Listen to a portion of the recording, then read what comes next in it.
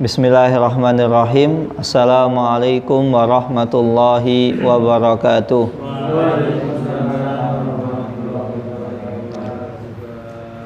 Bismillahirrahmanirrahim. Wassalatu wassalam ala rasulillah wa ala alihi wa sahbihi wa man tabi'ahum bi ihsanin ila yaumiddin, amma ba'du.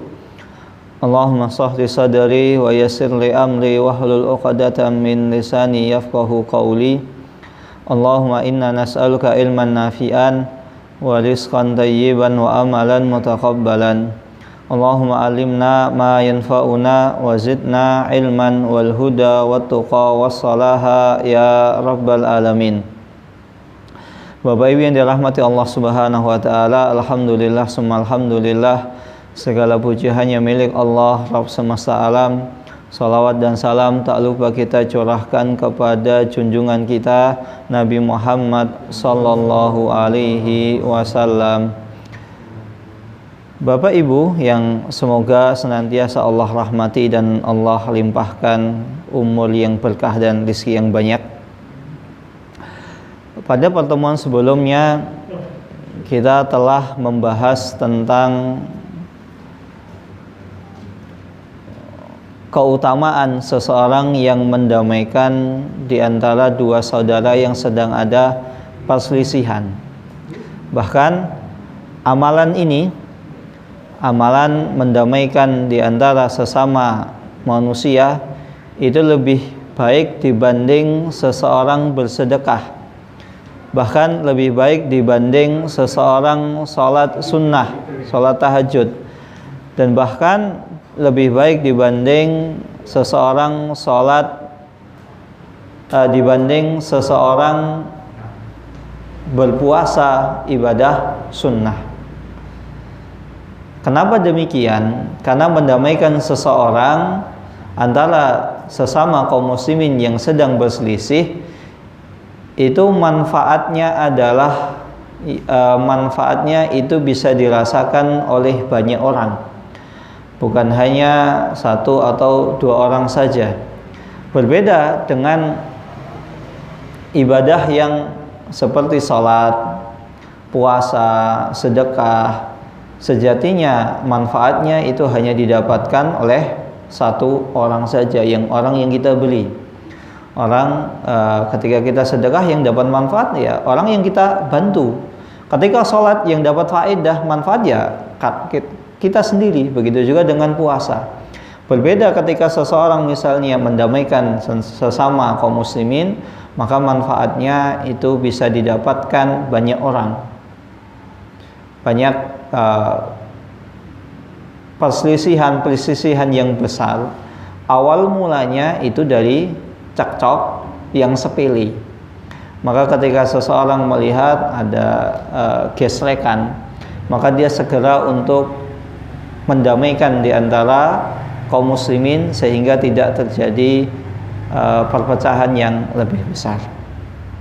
Maka Bapak Ibu yang dirahmati Allah Subhanahu wa taala, agar kita termotivasi dalam mendamaikan sesama kaum muslimin yang memiliki permasalahan atau cekcok, maka kita perlu mengetahui teladan-teladan kita. Ada sebuah kisah yang dialami oleh Abu Bakar As-Siddiq radhiyallahu taala anhu. Semoga kita bisa mengambil faedah. Yaitu kejadiannya antara Abu Bakar As-Siddiq radhiyallahu taala anhu dengan Mistah ibnu Utsatsah. Mistah ini adalah anak bibinya Abu Bakar. Jadi sepupu. Jadi cekcok antara Abu Bakar As-Siddiq dengan Mistah. Nah, ketika itu Abu Bakar radhiyallahu taala anhu beliau bersumpah, demi Allah, sesungguhnya aku tidak akan membantu Mistah lagi. Padahal Mistah ini adalah orang yang miskin. Pertama, Mistah orang miskin. Kedua, Mistah ini adalah kerabatnya. Sudah pernah kita singgung, salah satu tanda kebaikan seseorang itu adalah dia baik kepada orang paling dekat, kerabatnya.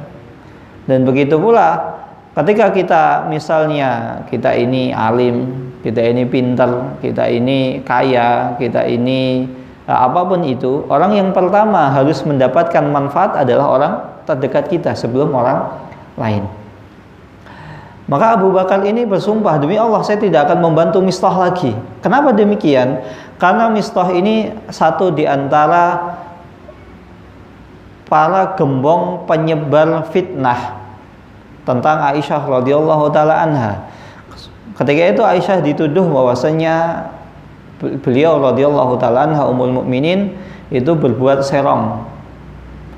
Karena kejadian pada hadis satu ifki, anting-antingnya atau kalungnya itu terjatuh, kemudian Aisyah tertinggal di rombongan Rasulullah, dan ketika masuk kota Madinah, Aisyah itu bersama salah seorang sahabat.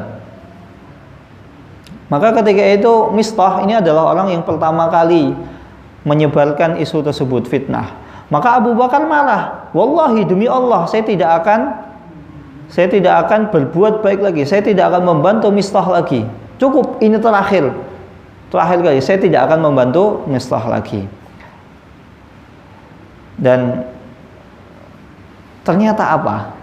Solusi dari cekcok antara Abu Bakar dengan Mistah ini, padahal membantu orang lain kan ada sebuah kebaikan. Maka siapakah yang akhirnya merelai membuat antara Mistah dengan Abu Bakar ini damai? Siapakah itu? Yaitu firman Allah Subhanahu wa taala dalam surat surat Nur.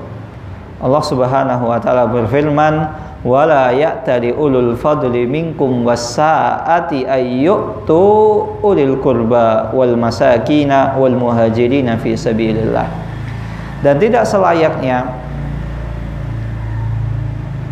orang-orang yang memiliki keutamaan, orang-orang baik, wasa'ah, dan orang-orang yang memiliki keluasan rezeki, ayyutu ulil qurba, mereka menahan dari menolong kerabat terdekat mereka, wal masakin, dan orang-orang miskin, wal muhajirin fi sabilillah, dan para ibnu sabil, para penuntut ilmu, para orang yang berjuang dalam menegakkan agama Islam, wal ya'fu wal yasfahu. Hendaklah ketika seseorang itu menahan dirinya dari berbuat baik kepada kerabatnya, wal ya'fu wal yasfahu, hendaklah dia memaafkan dan saling berjabat tangan. Ala tuhibbuna ayaghfirallahu lakum wallahu ghafurur rahim. Maukah kalian Allah Subhanahu wa taala ampuni dosa-dosa kalian? Karena Allah Subhanahu wa taala sesungguhnya adalah Maha Pengampun lagi Maha Penyayang.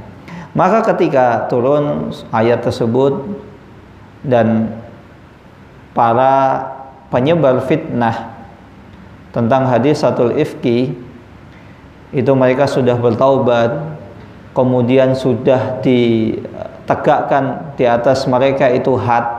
Apa itu had? Had itu kalau kita biasanya taunya adalah kisos, dan ketika itu sudah dicambuk dan lain sebagainya, hukuman syariat Islam sudah ditegakkan, Allah Subhanahu wa taala sudah memaafkan. Apa yang terjadi? Maka ketika itu Abu Bakar tiba-tiba merasa kasihan ketika melihat Mistah.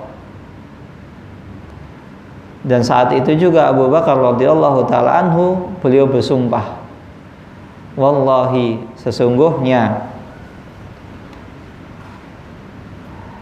aku akan menolong Mistah bin Usasah, yang tadinya awalnya itu bersumpah tidak mau menolong karena gara-gara Mistah. Aisyah difitnah, penyebar fitnahnya salah satunya Mistah. Maka ketika Abu Bakar mengetahui bahwasanya Allah sudah memaafkan kesalahan Mistah, Mistah juga sudah taubat, ya sudah, Allah Subhanahu wa taala saja memaafkan, mosok saya tidak memaafkan? Jika Allah Subhanahu wa taala bisa memaafkan, kenapa saya tidak memaafkan kesalahan Mistah? Toh Mistah itu juga sudah bertaubat, sudah dihukum. Mau apa lagi yang mau kita tagih dari Mistah. Maka ketika Bapak Ibu, maka ketika kita tahu misalnya ada orang yang menyakiti kita, kemudian orangnya itu sudah bertaubat dan benar-benar bertaubat,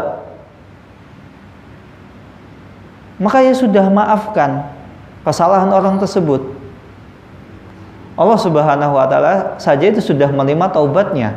Masa kita sebagai manusia kita tidak menerima permohonan maaf, kita tidak menerima taubatnya, penyesalan orang tadi. Dan di sini Allah Subhanahu wa taala menggunakan kata wal ya'fu wal yasfahu. Hendaklah kalian itu saling berjabat tangan dan menerima permintaan maaf tersebut. Ala tuhibbuna ayaghfirallahu lakum. Apa kalian tidak suka? Apa kalian tidak ingin Allah Subhanahu wa taala mengampuni dosa kalian? Nah, faedahnya di sini Bapak Ibu bahwasannya ketika kita ingin, kalau kita ingin misalnya dosa kita ini diampuni oleh Allah Subhanahu wa taala, maafkan kesalahan orang lain. Karena di sini ala tuhibbuna ayaghfirallahu lakum. Apa kalian tidak ingin Allah memaafkan dosa kalian? Kalau kita ingin dimaafkan dosa kita oleh Allah Subhanahu wa taala, maafkan kesalahan orang lain. Itu kaidahnya seperti itu. Karena al-jaza min jinsil amal. Karena balasan itu setimbal dengan perbuatannya. Karena seseorang memaafkan, karena kita memaafkan kesalahan orang lain, akhirnya Allah memaafkan kesalahan kita. Nah, itu kuncinya. Pengen dimaafkan Allah, dosa kita pengen diampuni, maafkan kesalahan orang lain. Nah, ini faedah, ini kisah yang pertama. Dan ini kisah yang sangat agung. Sudah selayaknya ketika ada orang yang bermusuhan, kita sampaikan tentang kejadian ini. Allah Subhanahu wa taala saja bisa memaafkan orang yang bersalah, nyata-nyata salah. Dan yang dituduh itu bukan sembarangan orang, istri Nabi. Tuduhannya apa? Berzina. Coba bayangkan, ada nggak orang berani-beraninya nuduh istri Nabi gitu? Istri Nabi itu berbuat serong. Lah wong kita nuduh misalnya ada seorang pejabat ya, kita nuduh entah istrinya atau suaminya berbuat serong, kita saja tidak berani loh. Ini berani-beraninya loh menuduh Ummul Mukminin, ibunda kaum muslimin, ibunda seluruh kaum mukminin. Setiap orang yang beragama Islam, itulah istri Nabi adalah ibu mereka. Maka ketika menuduh Ummul Mukminin istri Nabi, seakan-akan itu menuduh ibu kita. Coba bayangkan, Abu Bakar ketika itu posisinya Aisyah adalah anaknya. Dan di sisi lain Aisyah itu adalah istrinya Nabi. Artinya apa? Ibunda kaum muslimin. Secara hukum ibunya seluruh kaum muslimin. Maka Abu Bakar itu posisinya itu sangat berat. Memaafkan kesalahan orang yang memfitnah anaknya. Namun di sisi lain itu adalah dosanya seperti memfitnah ibu kita sendiri. Ada yang bisa memaafkan demikian? Ini sulit. Hal seperti ini sulit. Maka ini kisah yang sangat menakjubkan. Kemudian yang kedua, ada sebuah kisah yang diriwayatkan dari Sahal ibnu Sa'ad, bahwasannya suatu ketika Rasulullah SAW itu datang ke Bani Umar bin Auf. Ada yang mengatakan Umar, ada yang mengatakan Amr bin Auf. Jadi sebuah kabilah. Jadi Rasulullah SAW itu ke sana karena beliau mendengar ada sebuah perselisihan yang terjadi di kampungnya Bani Amr bin Auf. Dan Rasulullah SAW itu senantiasa berusaha untuk mendamaikan perselisihan di antara satu dengan yang lain. Akan tetapi ketika datang waktu sholat, fahadaratis sholatu walam ya'tin Nabi, dan ketika datang sholat asar, Nabi Muhammad SAW itu belum ada di Masjid Nabawi. Maka ketika itu Bilal datang dan Bilal adzan. Karena waktunya sudah masuk waktu asar, waktunya sudah mancing, Bilal adzan. Dan ketika adzan selesai, Rasulullah SAW juga nggak datang juga. Maka Bilal mendatangi Abu Bakar radhiyallahu taala anhu. Kemudian Bilal mengatakan, ya Abu Bakar, sesungguhnya Rasulullah SAW beliau tertahan di kampung Amr bin Auf karena di sana ada seseorang yang berselisih dan Rasulullah SAW ingin mendamaikan perselisihan tersebut. Sekarang sudah masuk waktu sholat, maukah engkau mengimami sholat kami? Maka ketika itu Abu Bakar radhiyallahu taala anhu, beliau maju ke mihrab, ke tempat imam, kemudian mengimami para sahabat untuk sholat.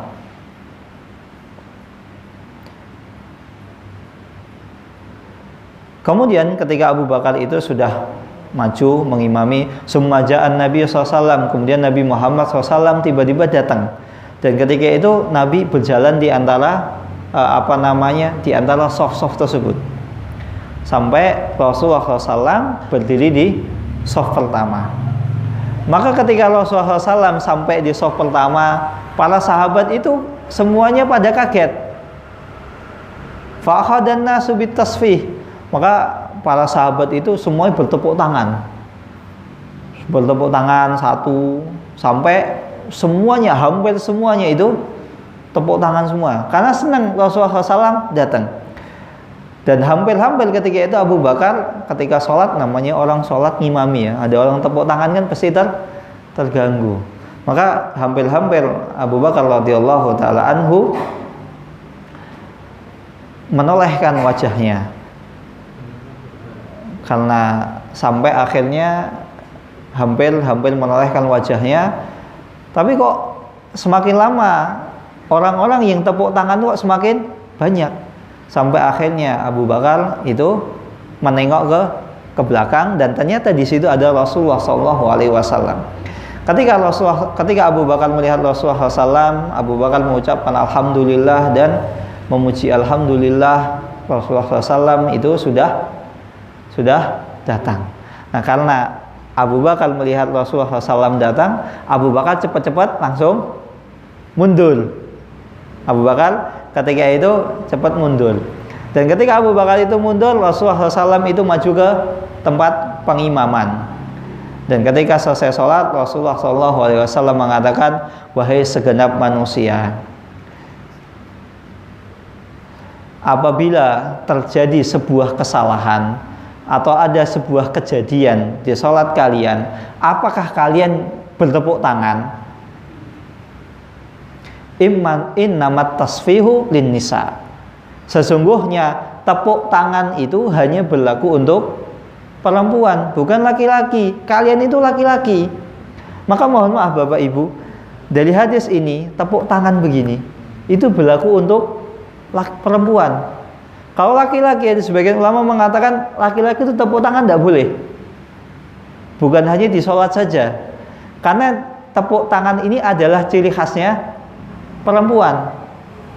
Tidak selayaknya seorang laki-laki itu tepuk tangan. Maka kalau misalnya tepuk tangan, ada acara kayak gini aja. Karena kalau kadang kita nggak tepuk tangan kan, ya bagaimana gitu, acara resmi ya kadang gini. Atau enggak pura-pura gini, enggak, ya ininya nempel. Nah, ini dalil bahwasanya tepuk tangan itu hanya khusus untuk perempuan, bukan laki-laki. Maka Rasulullah SAW mengatakan, apakah kalau terjadi sebuah permasalahan di dalam sholat kalian tepuk tangan?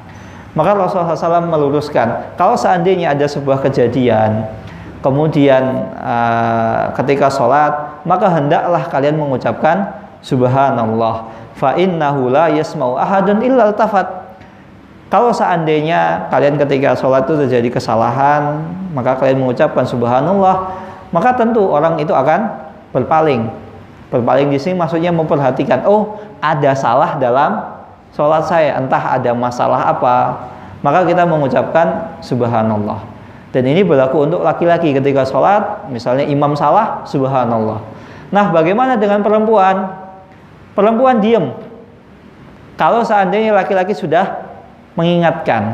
Tapi kalau misalnya tidak ada yang mengingatkan, maka perempuan mengucapkan subhanallah bukan. Perempuan langsung menyebutkan kesalahannya. Misalnya bacaan salah, langsung dibenarkan, ditashih. Itu demikian.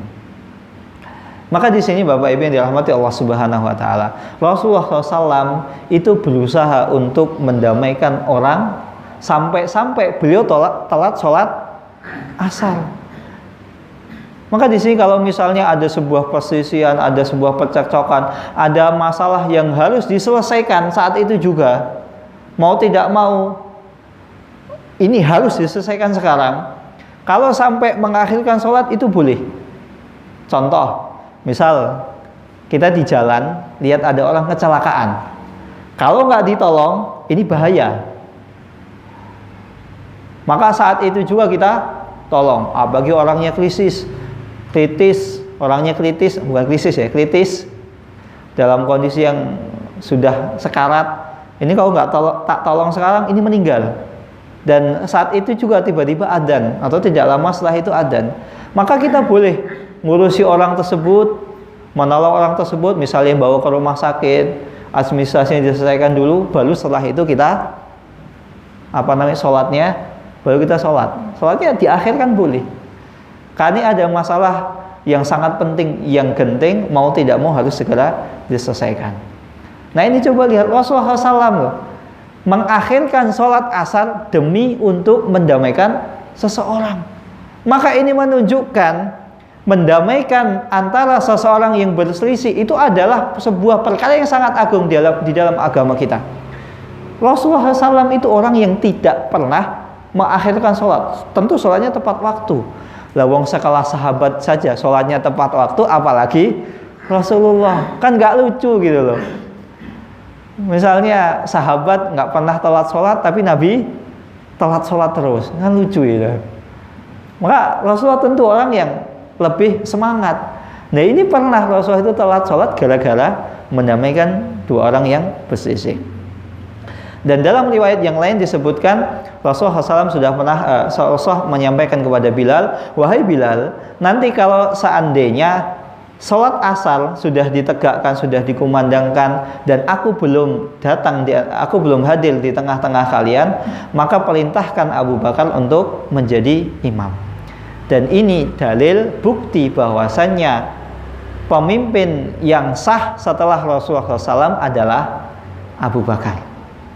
Ini bantahan kepada orang-orang Syiah yang mengatakan pemimpin setelah Nabi Muhammad SAW yang sah adalah Ali. Enggak, ini Rasulullah SAW ini mengisyaratkan Abu Bakar nanti kelak menjadi imam kalau saya datang terlambat. Maka perkara imam sholat itu bukan perkara yang sepele.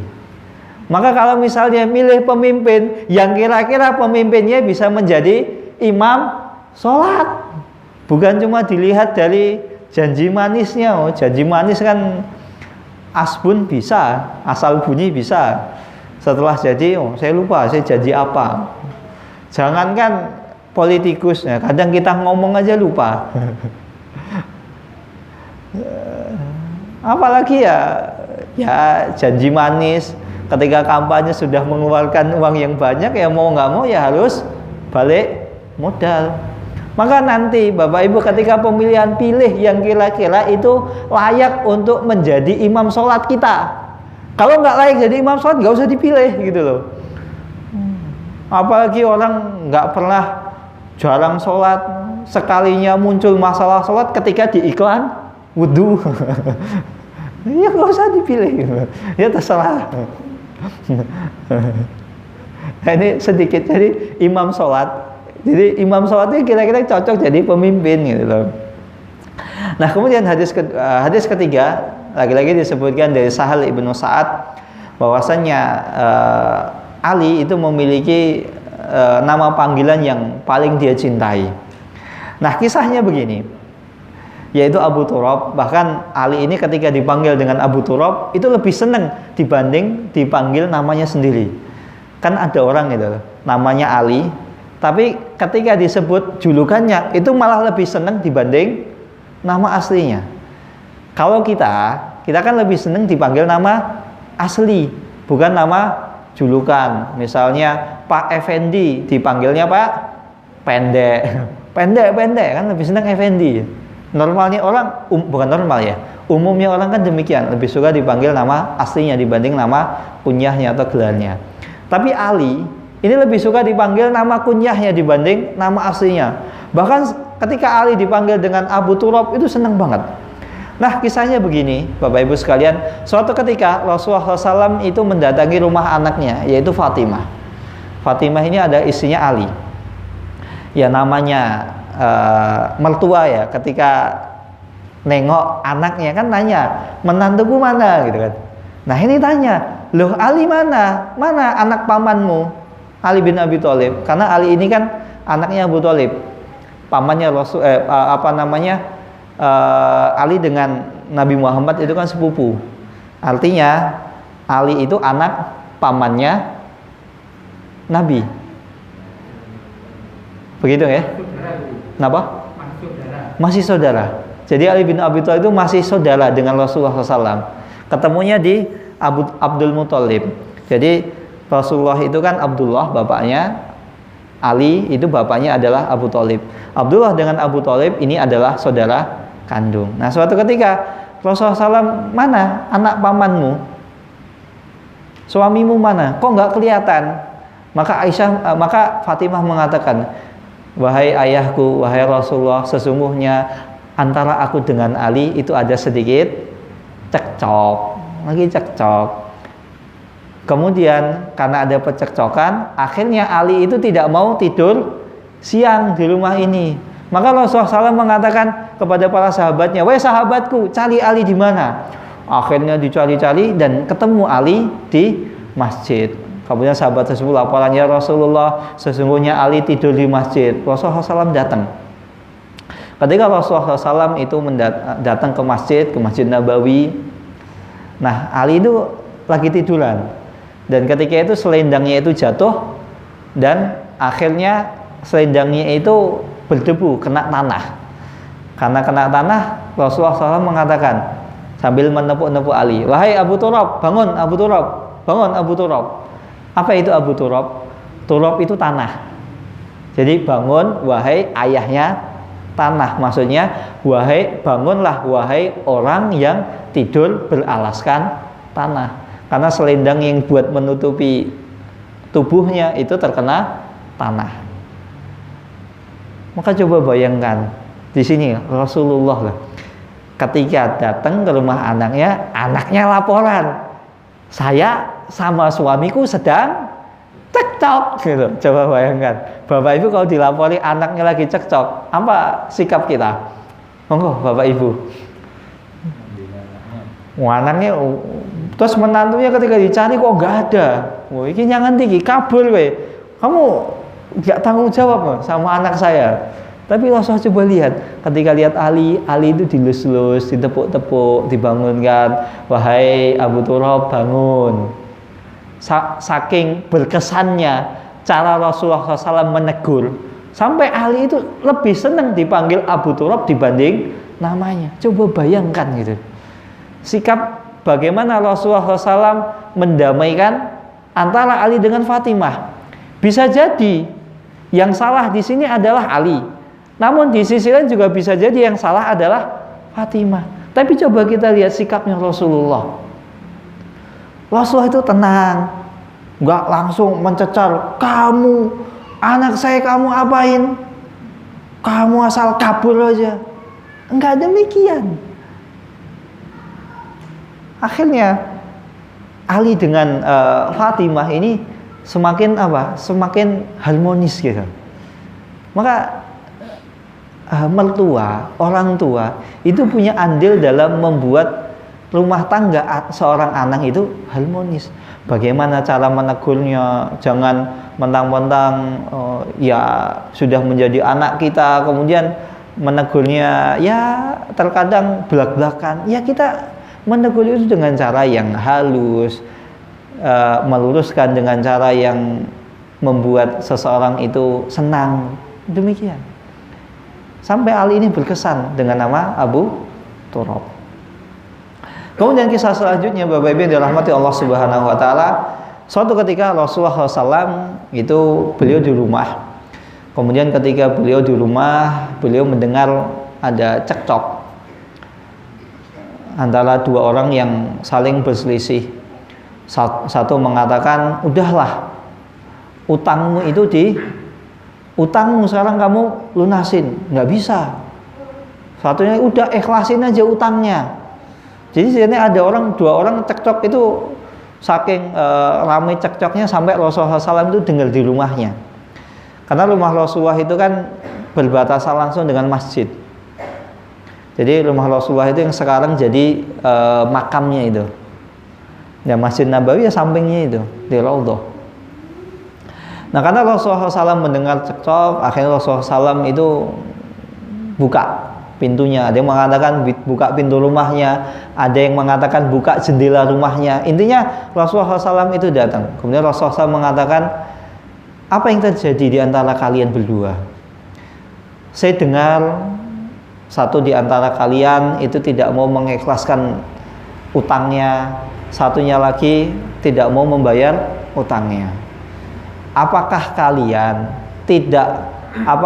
itu termasuk orang yang sombong sehingga kalian itu tidak mau berbuat baik? Apa itu?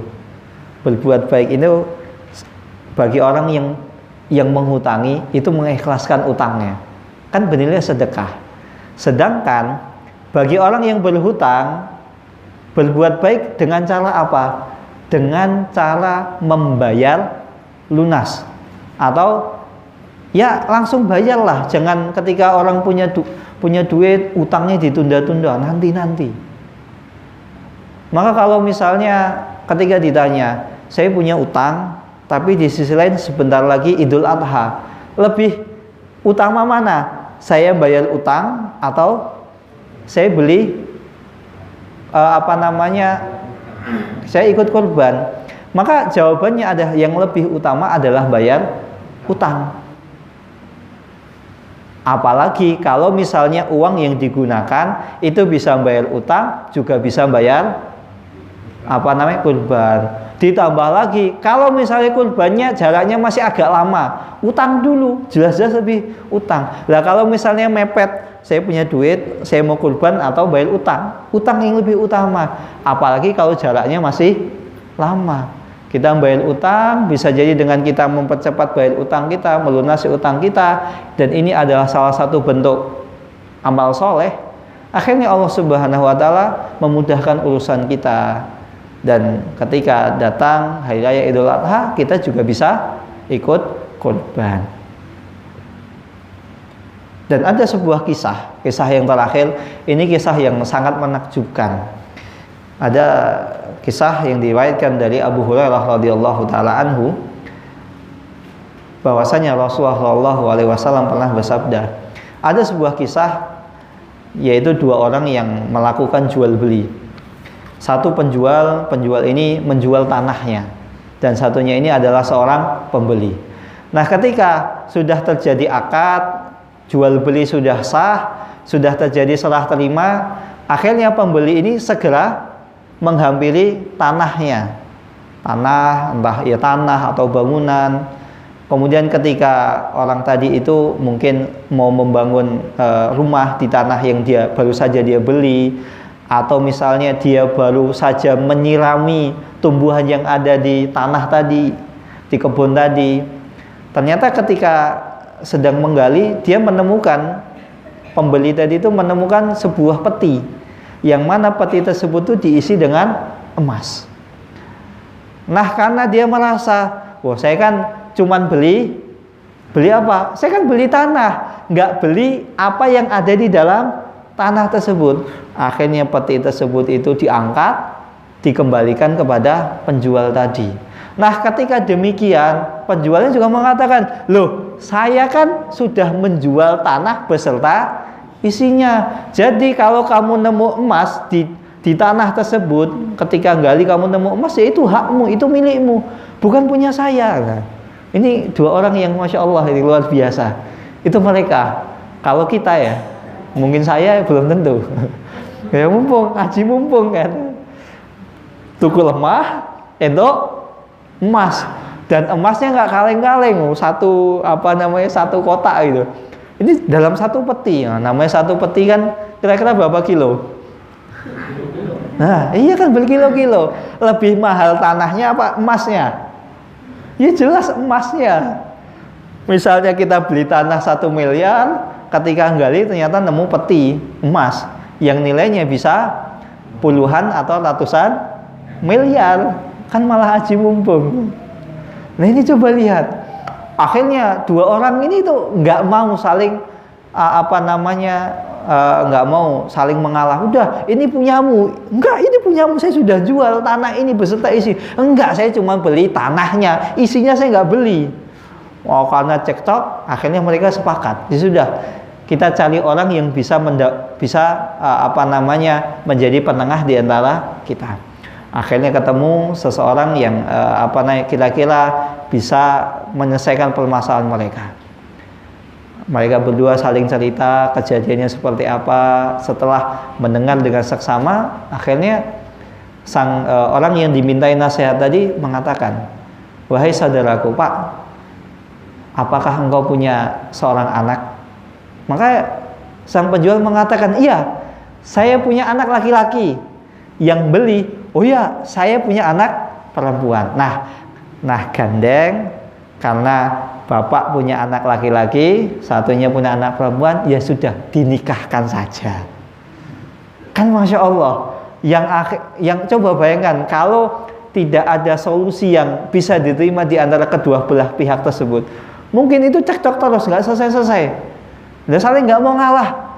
Nah, ketika ada solusi, anaknya akhirnya dinikahkan. Kira-kira yang tadinya itu cekcok, kira-kira masih cekcok nggak? Enggak, malah akur. Masa misalnya sama besanan sendiri kok ribut, itu cekcok kan nggak boten wangun gitu loh. Akhirnya kan ya gengsi, masuk saya mau ribut sama besanku. Ya tapi kayak jengkel kayak iya jengkel kayak tapi besanku ya. Kan demikian. Kadang kan kita sama besan sendiri kan yang boten wangun lah kalau ribut. Walaupun ya sebenarnya kita wis dongkol ngoten ya.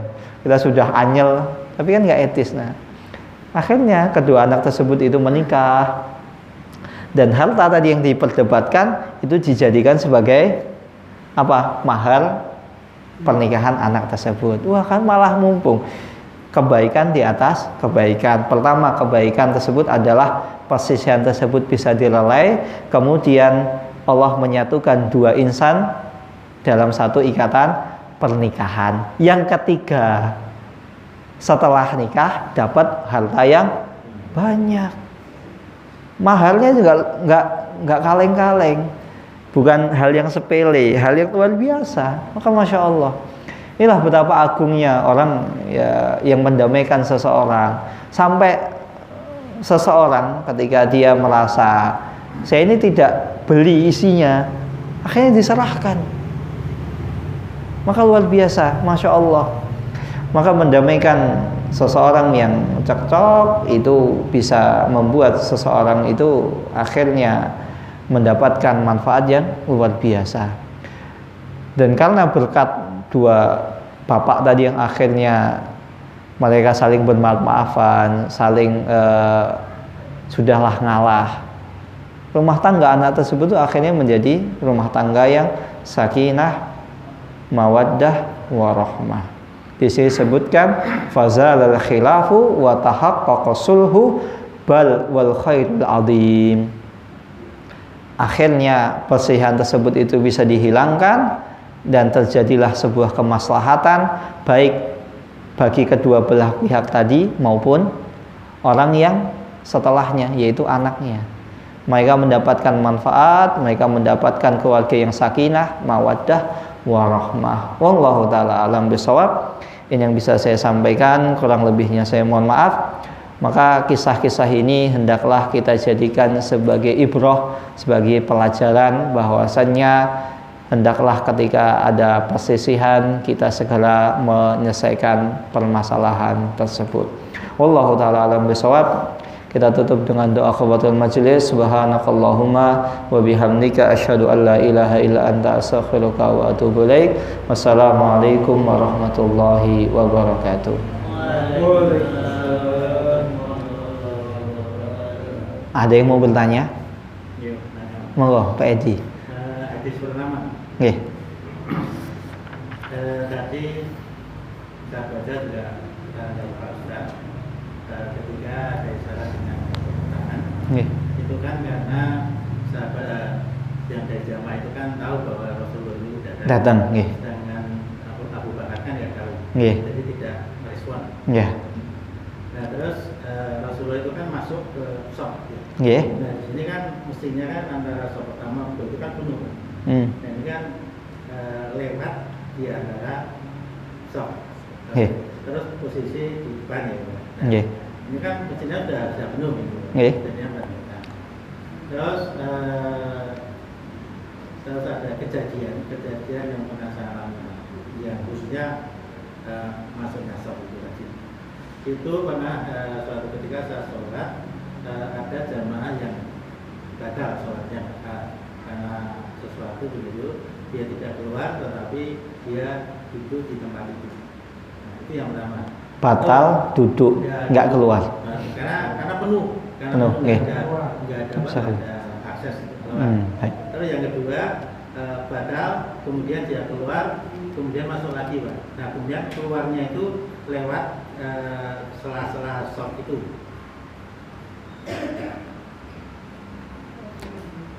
Nah, yang saya tanyakan itu seperti yang dicontohkan Nabi itu kan lewat itu apa lewat sela-selanya ya, tidak lewat depannya mestinya gitu ya. Itu dengan dua tahun tadi itu apakah memang itu seperti itu atau mungkin bagaimana cara untuk keluar atau mungkin untuk masuk ke shopnya. Baik. Terus berikutnya tadi di sini saya baca itu kaitannya dengan berbalik. Abu Bakar kan berbalik, Pak. Terus dengan tadi menjelaskan Pak Ustaz itu menoleh. Nah yang dimaksud berbalik itu kan dengan badannya, Pak. Jadi kalau menoleh itu hanya kepala saja gitu. Nah di sini kalau di sini kan berbalik itu dengan menoleh kan beda gitu. Ini yang pas yang mana? Berbalik. Terus terakhir ya, saya coba tadi terus dengan solusi dinikahkan ya. Nah, ini hanya terus saya itu mikir, Pak, seandainya tidak ada gitu, tidak punya anak atau mungkin masih ada solusi yang lain. Saya tuh mikirnya tuh seperti itu, Pak. Terima kasih, Pak. Assalamualaikum. Oke, matur suwun pertanyaannya. Nah, permasalahan yang pertama yang ditanyakan tadi adalah ada seseorang yang batal ketika sholat, tapi dia tidak mundur. Karena apa? Karena shopnya itu penuh. Kemudian permasalahan yang kedua, dia batal kemudian masuk lewat sela-sela tadi. Nah, bagaimana ketika seseorang batal dan dia ingin mundur? Yang pertama, ketika seseorang dalam kondisi sholat berjamaah, maka yang perlu kita ketahui, yang dijadikan sutroh di sini adalah imam. Jadikan sutroh adalah imam. Jadi kalau misalnya sholat walaupun ramai batal, ya tetap harus mundur wudu. Bagaimana mundurnya? Bisa lewat di depan jamaah orang yang sholat, lewat depan, langsung ambil pojok, pinggir, bukan nerobos di tengah. Karena kalau nerobos di tengah, otomatis apa? Orang jelas terganggu. Dibanding ketika seseorang itu lewat di depan jamaah, misalnya dia di shaf pertama, sutrohnya di mana? Di imamnya. Maka kalau misalnya orang di shaf pertama itu batal, nggak apa-apa lewat depan jamaah, karena yang dijadikan pembatas itu imamnya. Kalau kita lewat di depan imam itu nggak boleh. Jadi kita lewat di depan shaf pertama, di depannya langsung ambil pojok, entah kanan atau kiri, ya kita lihat kondisinya lebih dekat mana, kanan atau kiri, langsung ambil pojok, kemudian keluar dari sebelah pojok tadi. Nah, seperti itu. Maka itu kalau seseorang batal ketika sholatnya batal, maka dia harus segera wudhu, nggak boleh nunggu. Kecuali kalau nggak mungkin mundur.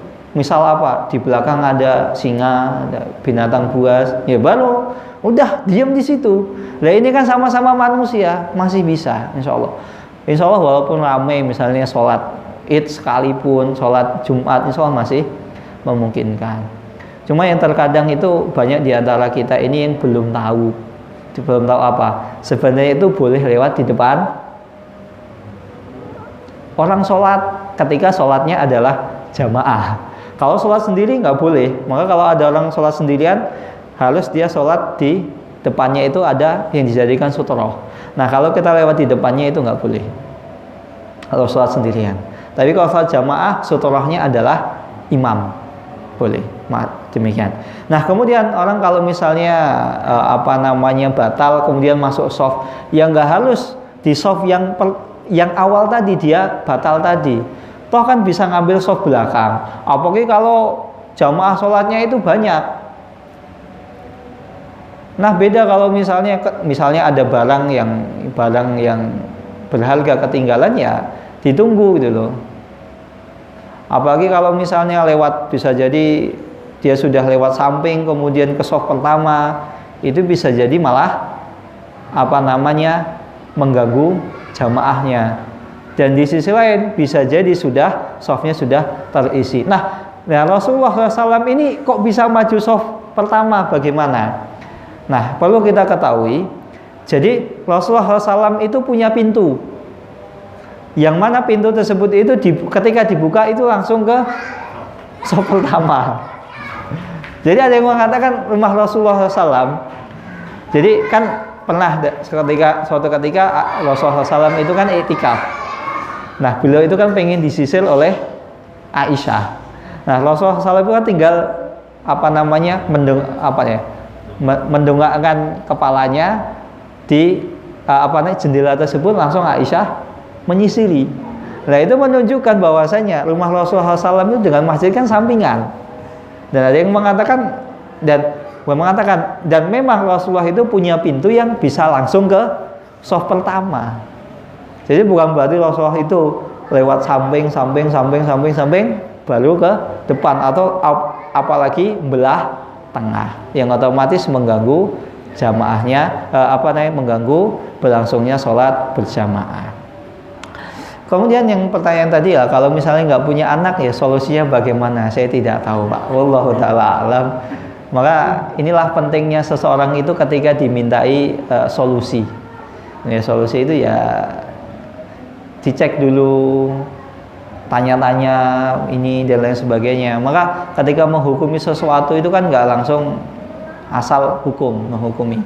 Kita juga perlu tahu audien yang bertanya seperti apa. Dan ini bukan berarti ketika ada permasalahan begini dan begini langsung nanya, Pak jangan punya anak enggak? Ini kan harus survei dulu, dicek dulu, kira-kira mikir dulu solusi apa yang pas. Nah kalau misalnya nggak punya anak ya mungkin bisa dengan cara yang lain. Ya nggak harus anak, misalnya ponakan, menikahkan antara ponakan, atau ponakan bapak tadi nikah sama anak saya, atau misalnya ternyata satunya masih jomblo, udah anak bapak nikah sama saya misalnya. Kan bisa jadi ada orang sampai usia sekian itu nggak nikah. Ya banyak, wallahu ta'ala alam. Ini yang bisa saya sampaikan, dan apa yang bisa saya jawab, wallahu ta'ala alam bissawab. Assalamualaikum warahmatullahi wabarakatuh.